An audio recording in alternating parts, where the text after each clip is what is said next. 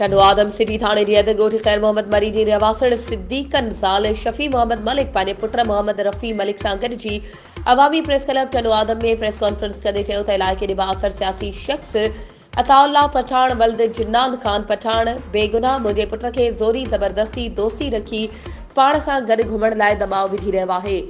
इनकार करण तां मच्छर जी घर अंदर दाख़िल थी हथियारबंद माण्हुनि सां गॾिजी मोतमार धमकियूं ॾिए थो। अताउल्ला पठान घर अंदर दाख़िल थी मुंहिंजे पुट खे पाण सां गॾु खणी वञणु चाहे थो।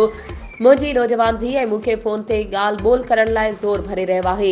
मुंहिंजो पुटु गुज़िरियल 15 महीननि खां दरपदरी वारी ज़िंदगी गुज़ारे रहियो आहे। मैट्रिक जा इम्तिहान ॾियण वियो त पठान ज़बरदस्ती पाण सां गॾु हलण लाइ चयो। इनकार ते पिस्टल ॾेखारे ॾाढाई कई।